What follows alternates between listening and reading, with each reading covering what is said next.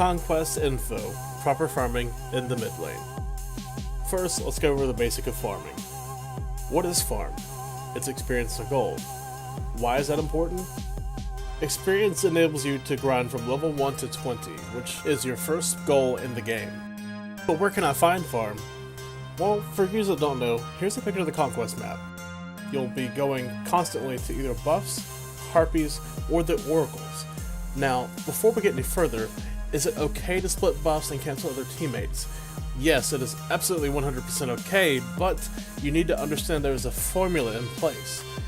Every camp will give you 100% of the experience and gold for that camp, meaning if a camp were to give you 100 experience in total, you would get that 100%. However, if there is another player, it will add 20% to that camp, which means the camp is now 120%, but you'll be splitting this with another person, so you get 60% and they get 60%. Now that that's out of the way, let's go to buff camps. First of all, the first buff that spawns on the map is at 25 seconds, and that is speed buff, which you'll want to start with your jungler there. And we'll get to that in just a moment. Every other camp on the map spawns at 30 seconds. This does not include the Fire Giant, the Pyromancer, or the Gold Fury. Those I'll explain in a bit as well. Also, when you clear a buff, it is important to know that that buff will spawn 2 minutes from the time the buff holder has been slain.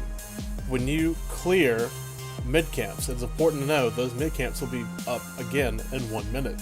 When you clear the oracles, it is important to know that the oracles will be up again in 2 minutes. If you clear the back harpies, those are up after every 30 seconds.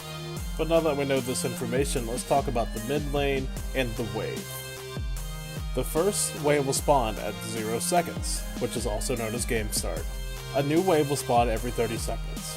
Every third wave, the front melee minion will be replaced by a brute minion, which is tougher to kill, but offers the same exact experience and gold as a regular melee. The average amount of experience you will get from a single minion wave, if you get all 6 creeps, is 210 experience. However, that does not include the last hit bounty. Every last hit bounty will grant you 25 extra gold and experience. The amount of gold that you can earn from a minion wave is 93. Once again, that does not include the last hitting bonus of 25%. If you last hit every single minion, you will gain 288 experience and 123 gold per wave. This really won't take effect until level 6 or 7 when you can fully clear a wave anyway, but it's good to know either way. Now let's talk about where you should start. You should start at the speed buff with your jungler. By doing this, you will hit level 2 after splitting that camp and by clearing the first wave.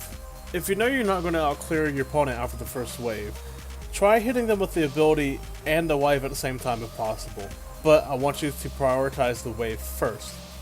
After using your ability on the wave, it is beneficial for you to try to land some auto attacks on the enemy mid laner. This makes their minions focus you and not your minions, therefore your minions that are currently remaining will continue to do damage to the enemy minions. After the first and second wave, you should try to get the left or right mid harpies, if possible. You'll hear these referred to as mutual camps. If those are not available, make sure to grab that red buff with your jungler. Either camp you should be splitting with the jungler anyway, unless it is completely safe to do it by yourself. If you have not seen the enemy jungler or mid laner on the mini-map, then it is not safe to do that camp. If you feel it is unsafe, then go to your back harpies on the duo side of the map. From there you can take a safe pathing back to middle lane. When is it okay to gank? You should only gank if you're ahead of the enemy mid laner by at least 1 level. If you gank a lane, keep in mind, if your team does not come up with any kills and invades on camps, the enemy mid laner will push that wave into your tower if they can't rotate, causing you to lose the XP and gold. That's not all though, as they can also take any mutual camps from you that could possibly be up, and they can also possibly invade your red buff or back harpies. You do not always have to rotate, but it is usually best to rotate. If your team listens to your call and plays safe, you don't have to rotate into the fight. Push the wave into the tower and go find farm nearby on the map so you can catch the opposition. It is important you do not waste your time auto-attacking the tower unless you're playing a god or goddess such as Izanami, who can melt the tower in a matter of seconds, causing the rotation to be pointless. The benefits of a gank could lead to big team objectives such as Gold Fury Pyromancer, both that give gold and experience to the team. While Gold Fury gives a bit more gold and experience than the Pyromancer will give your team a short-term speed boost out of the fountain for a certain duration. Next, we're going to talk about gods that are good for mid lane, that are bad for mid lane, and other gods you may also see in mid lane. The best gods are Janus, Thoth, and Ra in my opinion. They all can clear very well, and the only one that doesn't have an escape is Ra. Janus is very mobile, and so is Thoth. It is worth mentioning that all three of these gods have long range ability on their ultimates. Three gods I do not recommend in the middle lane are Sol, Aphrodite, and Chang'e, also for different reasons for each. This does not mean you can't play these gods in mid lane, but typically they get out cleared and can make for a longer game for you. For Sol, it's easy to miss her clearing ability on the entire wave.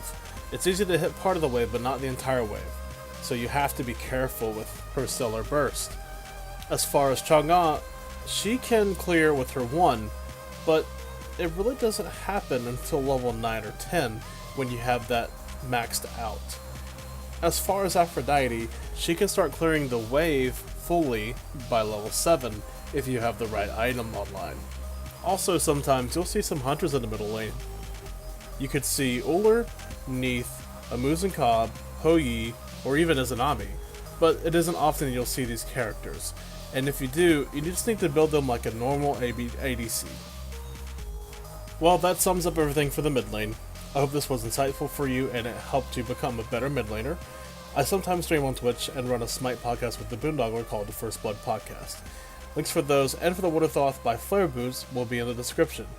Thanks for watching. Majin Busha. Peace out.